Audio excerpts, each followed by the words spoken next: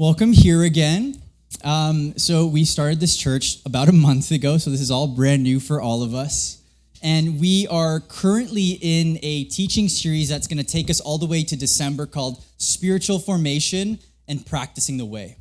The hope and heart behind this entire teaching series, for those that are considering maybe us to be your future church home, this gives you a bit of a window into who we are as a community and how we'll practice the way of Jesus together. And so last week, we started unpacking and teasing out our second cultural value, which is mission is our mandate. We looked at John chapter 20 and unpacked this like theology of mission, like how all of us share in the commission, like in our different occupations, we share the same vocation.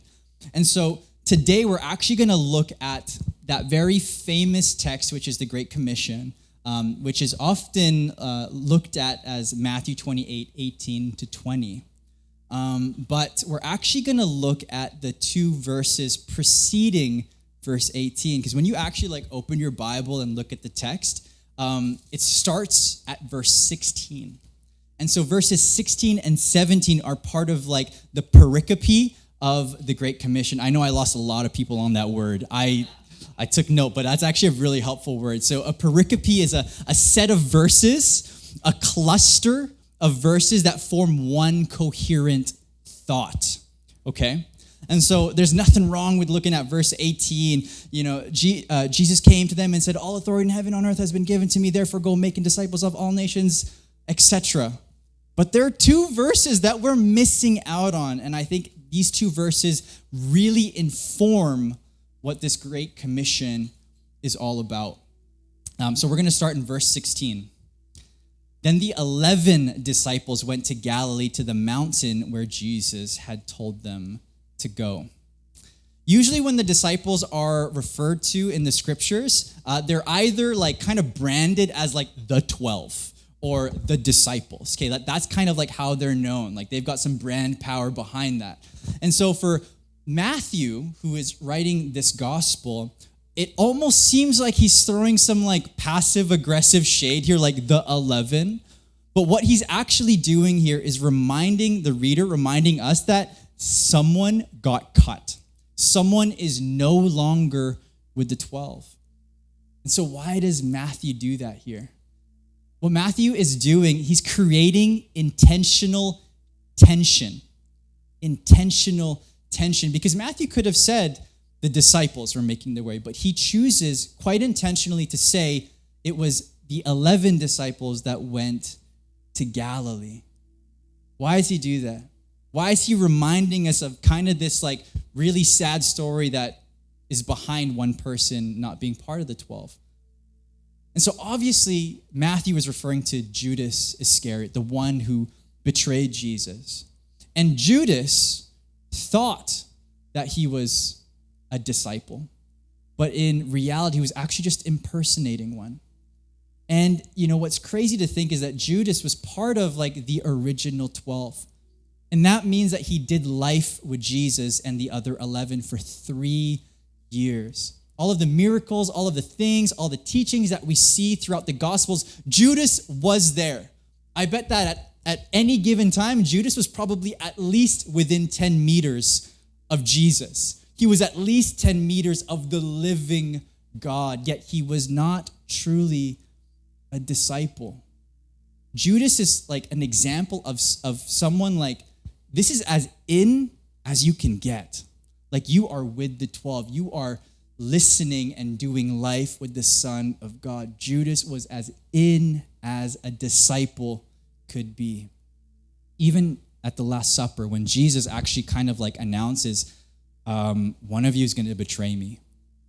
All of this, the disciples had no idea. Obviously, we know, spoiler alert, that it's Judas, but everyone around that table, they were like, who could it be? Because Judas lived such a optic of what it means to be a disciple. They had no idea who could even betray Jesus. And so Judas was someone that kind of masquerade as like the ideal disciple, which is kind of crazy. And so clearly, we can call ourselves disciples, we can follow Jesus, but that doesn't necessarily mean that we're being formed as a disciple. It doesn't mean we're being formed as children of God. And so I think most Christians at any given moment have probably heard at least one sermon on the Great Commission. It's one of those more familiar things that we know, right, as Christians, like go make disciples of all nations. But I think the tension here is that many Christians do not know how to be a disciple. It's like if someone told me to go make nurses, go train nurses. I mean, I could put a set of scrubs on and look like a nurse. My mother, shout out to my mom, she's been an RN for I don't know how many years. So I'm kind of familiar with what nurses do and the lifestyle and all the hard work that's put into healthcare. And I'm also Filipino, so I fit the stereotype. So I could theoretically try to train nurses and here's how to do an IV catheter. You know what? We're not even going down that road. Like, I can't train nurses because I have not studied and trained as a nurse myself. I can look the part, no problem, but I cannot train because I have not studied how to be a nurse. And so before the 11, and they actually added someone to kind of redo the 12, before they became apostles, they were first disciples. And the word apostle simply means sent. Someone who is sent, people who are sent. And so before they were apostles, they were disciples. And so what does it mean to be a disciple? Or perhaps a more appropriate question is, what is a disciple? So we can understand a disciple being synonymous with being a student. A disciple is a student. Maybe that's more helpful language. So what is a student?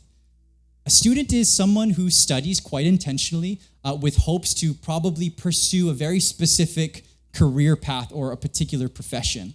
And so if you are studying to be a nurse, for example, you probably want to be a nurse. If you want to study graphic design, you probably want to be in like the tech creative field, right? So what you are studying, you're probably setting yourself up to pursue that field for your future career path.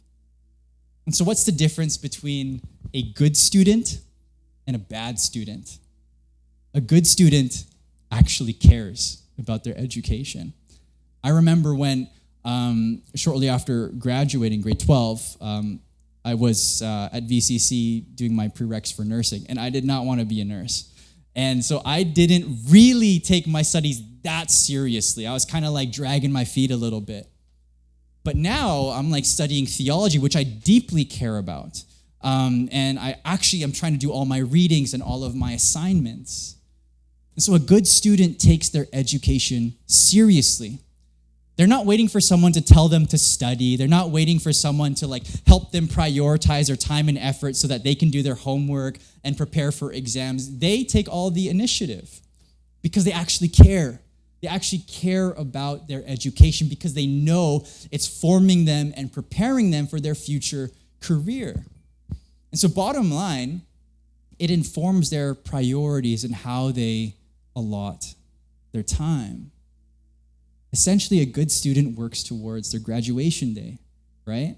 Because once they're grad, it's like, yes, I can finally like get into my profession. I can finally pay off my student loans and all of the things, right? They're working towards their graduation day.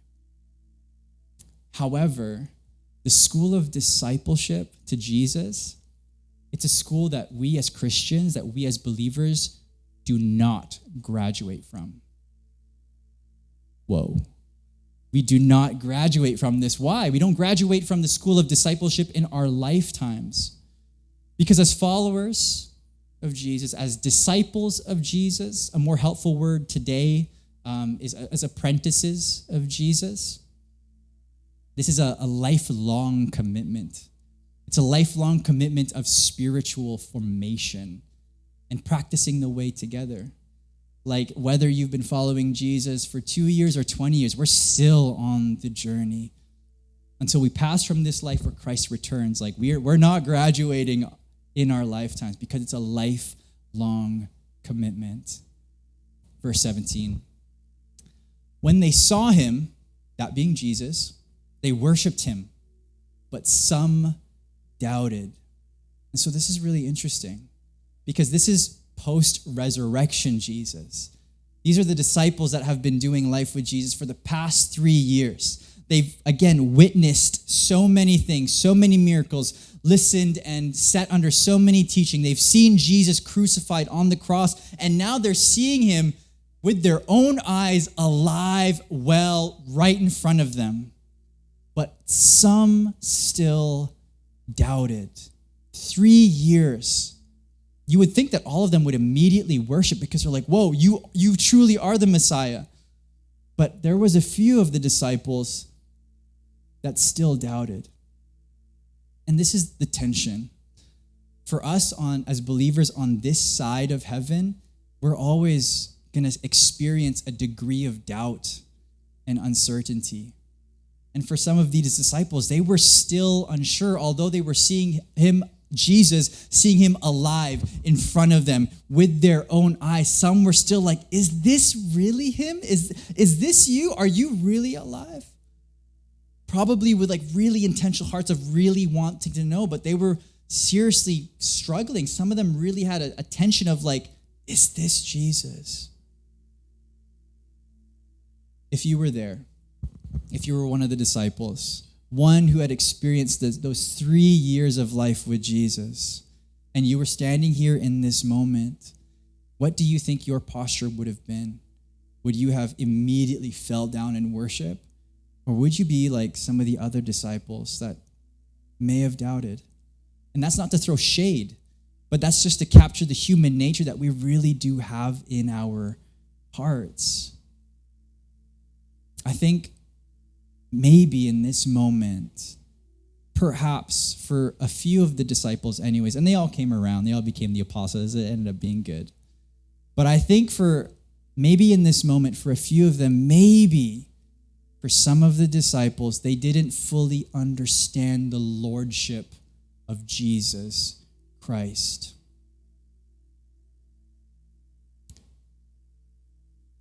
And so what is essential being a disciple? What's like the most important thing? Or what's a key factor in our apprenticeship to Christ? It's full submission to Jesus' lordship. That's what separates Christianity, right? Like we believe that Jesus of Nazareth, was who he said he was. He was the Son of God, God incarnate, that through him we can know the Father. That's what separates Christianity, living in full submission to Jesus. To reference last week's teaching, we were looking at John 20, and we were looking at the disciples in verse 19, locked away out of fear out of the Jewish authorities. But maybe perhaps some of these disciples still had this kind of mindset of like living in fear because they were unsure. There's still just a little bit of doubt in their faith of who Jesus was. And I think in Western Christianity, we have lost maybe just a touch of reverence towards the Lord. And what do I mean maybe by reverence? I think maybe, not that it's a bad thing, but we treat God just like one of the homies. He's just our buddy. It's like, no, Jesus is Lord of all things, King of kings, Lord of lords. He is seated on the throne. We have lost a bit of this reverence for the Lord. He is God of the universe. Put some respect on his name. I remember last year, and I had shared this with a few people at the time, but I was going through probably the most intense, like spiritual battle, like spiritual warfare. And it happened at the beginning of Holy Week, which is Palm Sunday in like the Christian calendar. And for whatever reason, like the enemy's voice was so loud in my mind. I had never experienced anything like this. And it was actually quite frightening. And so I remember like I had to be praying all day. Moment when I would wake up, I'd have to pray. I'd have to have worship music. Because the moment I wasn't praying, I would just hear the enemy. And I would literally have my AirPods in going to bed and having worship music going. It was one of the most intense weeks of my life. I know for a few here that I texted people to like, I need prayer. I don't know what's going on. Like, this is intense. And kind of subsided by the following Monday after Easter Sunday, which makes a lot of sense. But I have never, ever prayed that hard, that long, and that consistent in my life where I'm like, Lord, like you have all power and authority to like rebuke the enemy. Like I've never like tried to just like petition for the Lord to just intervene in my life. I need help. And I think it was this part I don't think I've shared with too many people, but that was either the following week when it finished, like that week of kind of spiritual warfare, where I had this crazy vision of Christ. And I've never, not to be super spiritual, I've never had an experience like this prior to that moment, and I haven't since. But I remember like I was literally in the throne room of God, and like everyone was worshiping, and I felt like this, it was like a good heaviness, almost like a weighted blanket, like a hush blanket. It was like kind of like this weighted blanket, but it was like so soothing and comforting. I just felt like literally like his holiness like on me. It was crazy, and I was like weeping, and I was all I could utter out of my mouth was worthy, worthy, worthy, worthy. And then I woke up sobbing, like woke up and was conscious, and I was still saying worthy, worthy. And I was like, whoa, what happened? Like literally what happened? I like got up, like turned the light on, like what is, because it was so surreal. And I've never experienced such reverence where that whole, even the week prior of like really praying and petitioning for the Lord to intervene, and that moment where it really has brought me into this new almost space of my relationship with the Lord. I know many people are always asking me, how are you doing? How are you doing? There's so much going on. You're in school, church planting. And I always say, like, my soul as well. Like, there's a lot going on. I'm still learning Sabbath rhythms and all that stuff. But my time with the Lord is different because, like, he is good and he is real and he is seated on the throne. In the words of Apostle Paul, work out your own salvation with fear and trembling. And for me, I was brought back to the Lordship of Christ last year where, not that we all need experiences for that, but maybe for me, as I was going through that week of like wrestling, I was reminded like, whoa, the God I pray to is all powerful and he is faithful. Like I mentioned, being a disciple, we really need to understand what being a disciple is if we're going to try and fulfill this great commission. Being a disciple is living in full submission, trusting God that he comes through on his promises. Because if we as the church, if we still live our lives thinking that church is a Sunday service, we're not going to make any progress on this great commission. It's easy to be a disciple in church spaces. It's not so easy when we're at work, when we're just living our lives. Maybe if we belong to families where, other people don't know the Lord, or maybe there's a negative view on Christianity. It's harder to be a disciple in those spaces, but we're called to pick up our cross and follow Jesus in all areas and all facets of our life. As the church, if being the church is just a weekend commitment, we will never fulfill verses 18, 19, and 20. And what did Jesus say in those verses?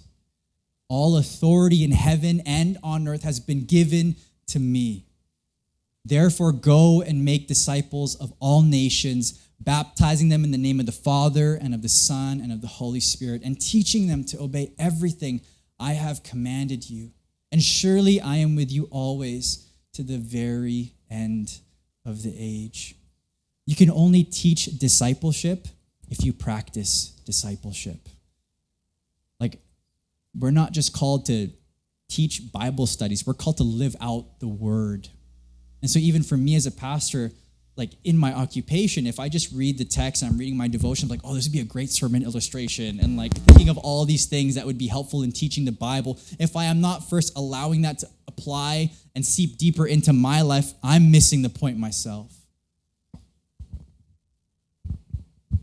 As a disciple of Jesus, we are students. We are apprentices. So the question we have to always ask ourselves is, are we a student of the word? Are we a student of prayer? Are we a student of community and fellowship? Are we a student of giving? Are we a student of Christ? That's what it means to be a disciple. The school of discipleship isn't one we graduate from this lifetime anyways. It's a lifelong commitment of spiritual formation and practicing the way together.